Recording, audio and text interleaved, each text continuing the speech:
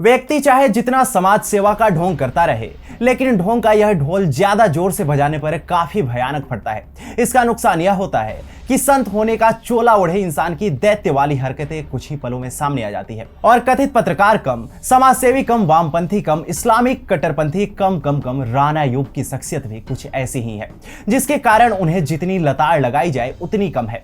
अब इस महिला के कुकृत्यों का ढोल फटने लगा है और केंद्रीय जांच एजेंसियों ने इस महिला द्वारा किए गए भ्रष्टाचारों और काले कारनामों को उजागर कर इनके खिलाफ कार्रवाई करना शुरू कर दिया है। नमस्कार, आप देख रहे हैं TFI, जो है देश का सबसे विश्वसनीय ऑल्टरनेट न्यूज मीडिया पोर्टल, और मैं अवनीश तिवारी आपको राणा यूब के कुकृत्यों की पूरी सूची से अवगत कराऊंगा और यह भी बताऊंगा कि कैसे मोदी विरोध में अंधी हो चुकी इस कथित पत्रकार ने एक के बाद एक गलती करते हुए स्वयं ही अपने विनाश की पटकथा लिख दी। हम आगे बढ़ेंगे, लेकिन उससे पूर्व यदि आपको हमारे विचार पसंद आते हैं तो आप हमारी वीडियो को लाइक करें और इस चैनल को सब्सक्राइब करें।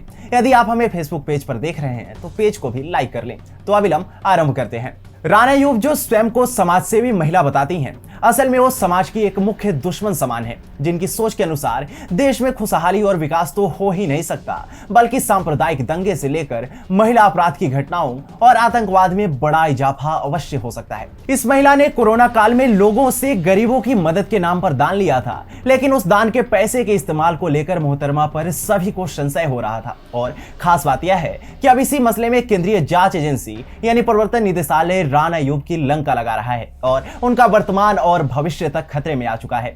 दरअसल कथित पत्रकार राणा यूब पर चैरिटी के नाम पर लोगों से अवैध तरीके से फंड जुटाने का संगीन आरोप लगा है। इस मामले में केंद्रीय जांच एजेंसी ईडी ने उनके खिलाफ चार्जशीट दाखिल की है। राणा यूब द्वारा हुई फंडिंग से जुड़े केस के मामले में ईडी ने जांच की तो इस जांच में सामने आया कि राणा यूब का मकसद फंड जुटाने के नाम पर सिर्फ आम जनता को धोखा देना था। तो चलिए आपको ईडी के जांच के आधार पर बताते हैं कि आखिर इन मोहतरमा ने कोरोना काल में लोगों की मदद के नाम पर कैसे फंडिंग का काला खेल खेला था। राणा यूब के खिलाफ की गई ईडी के अधिकारियों की जांच के बाद उन पर आरोप है कि अयूब ने एक online crowd funding platform Ketto पर 3 कैंपेन शुरू किए थे और इससे करोड़ों रुपए जुटाए थे। इन कैंपेन के जरिए अप्रैल मई 2020 के बीच स्लम में रहने वाले लोगों और किसानों के लिए, जून सितंबर 2020 के बीच असम, बिहार और महाराष्ट्र में राहत कार्य के लिए और मई जून 2021 में कोरोना प्रभावित लोगों के लिए फंड जुटाया गया था। लेकिन एक अहम बात यह है कि 3 कैंपेन से जुटाए गए फंड का पैसा दीदी डकार गई है और जिन गरीबों की मदद के नाम पर फंड कैंपेन की नौटंकी चलाई गई थी उसका नतीजा ढाक के 3 पात ही था। ईडी की जांच से लेकर अलग अलग रिपोर्ट्स और रिसर्च में सामने आया कि कैंपेन में फंडिंग के दौरान राणा यूब को 2.69 करोड़ रुपए का डोनेशन मिला, जिसमें से लगभग 80.5 लाख करोड़ रुपए फॉरेन करेंसी से आए। इसके बाद इनकम टैक्स डिपार्टमेंट ने फॉरेन कंट्रीब्यूशन रेगुलेशन एक्ट का उल्लंघन करने के आरोप में राणा यूब के खिलाफ जांच शुरू की, जिसके बाद अयूब ने फॉरेन डोनेशन लौटा दिया और खुद को पाक साफ दिखाने की कोशिश की। अयूब जानती थी कि यदि फॉरेन डोनेशन के मामले में जांच बैठी तो उनके देश में किए गए आंतरिक भ्रष्टाचारों का भी आसानी से खुलासा हो जाएगा, जिसके कारण उन्होंने सारा फॉरेन फंड लौटा दिया। लेकिन ईडी की जांच पैसा लौटाने के बाद भी नहीं थमी और राणा यूब की मुश्किलें बढ़ती चली गई।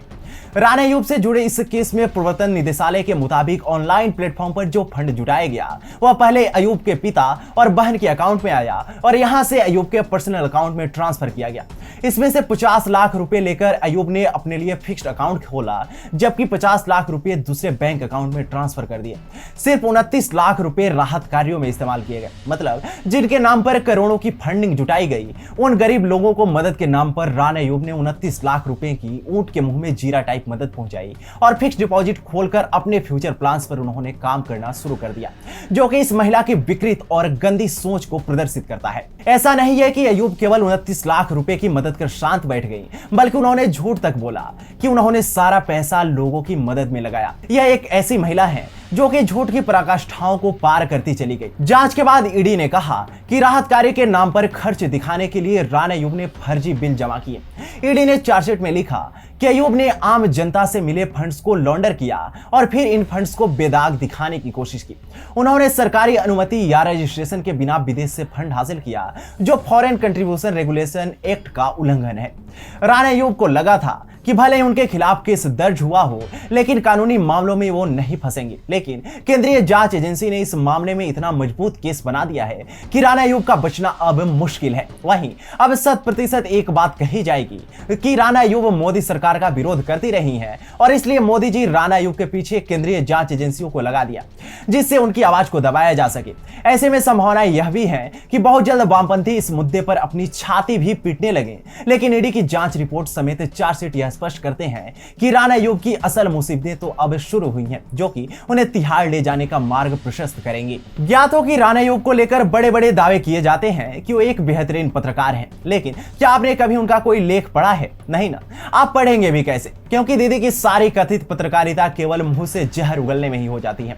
राणा अय्यूब आए दिन मोदी सरकार को कोसती रहती हैं, वहीं उनके प्रधानमंत्री नरेंद्र मोदी से पुरानी अदावत है। गुजरात दंगों के बाद से ही अय्यूब मोदी जी को एक संहारक के रूप में पेश करने की कोशिश करती आई हैं, लेकिन उन्हें किसी ने भाव नहीं दिया। नरेंद्र मोदी से नफरत के कारण गुजरात दंगों के मामले में राणा अय्यूब की कोशिश हमेशा यह रही थी कि कैसे मोदी जी के राजनीतिक कद को छोटा किया जाए, लेकिन उनके लिए यह करना टेढ़ी खीर साबित हुआ और इस मामले में उन्हें देश की सर्वोच्च अदालत यानी सुप्रीम कोर्ट ने जोर की दुलत्ती मारी थी। राणा अय्यूब वर्ष 2002 के गुजरात दंगे पर Gujarat files anatomy of a cover up नाम से किताब लिख चुकी हैं। इसमें दावा किया गया है कि दंगों के समय कई अधिकारियों पर राजनीतिक दबाव था।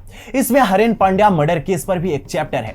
इसमें जांच अधिकारी वाईएस शेख के आरोपों को भी जगह दी गई है। वहीं इन आरोपों को कोर्ट ने सिरे से खारिज करते हुए यह तक कह दिया था कि किसी भी शख्स द्वारा लिखी गई किताब कभी सबूत हो ही नहीं सकती और नरेंद्र मोदी के खिलाफ मुहिम चलाने की कोशिश कर रही राणा अय्यूब को कोर्ट की प्रतिक्रिया का बड़ा झटका लगा था। आपको बता दें कि राणा अय्यूब प्रत्येक मुद्दे पर अजीबोगरीब बयान देती रही हैं। उन्होंने राम मंदिर के विरोध से लेकर अनुच्छेद 370 के खात्मे पर भी आपत्ति जताते हुए मोदी सरकार को तानाशाह तक बताया था। ये वही राणा अय्यूब हैं जो कि सीए एनआरसी को लेकर हुए विरोध प्रदर्शनों में भड़काऊ कैंपेन चलाए थे। इन्हीं राणा अय्यूब ने शाहीन बाग के मंच से मोदी सरकार को सीए को खत्म करने की चुनौती तक दी थी, लेकिन क्या हुआ?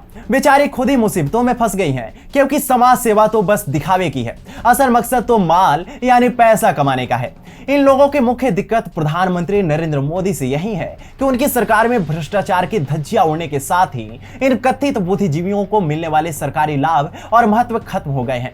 राणा अय्यूब जैसे पत्रकारों को कांग्रेस की मनमोहन सरकार में खूब अहमियत दी जाती थी और अब जब वैसा कुछ मोदी सरकार में नहीं हो रहा तो इनके जैसे लोग बिलबिला रहे हैं।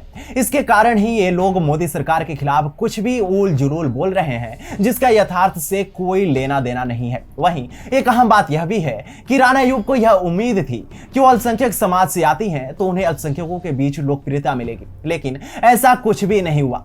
वो मुस्लिमों की हितैषी होने का ढोंग तो करती हैं, लेकिन उनकी एक्टिंग भी काफी खराब है। इसका नतीजा यह है कि उनकी लोकप्रियता भी जीरो है। इन सबके बीच अब राणा अय्यूब के सभी काले चिट्ठे ईडी ने खोल दिए हैं और यह माना जा रहा है कि उनके खिलाफ कभी भी कोई बड़ा एक्शन लिया जा सकता है, जिसका उन लोगों को भी इंतजार है जिनके नाम का पैसा दीदी ने अपनी एफडी में झोंक दिया है।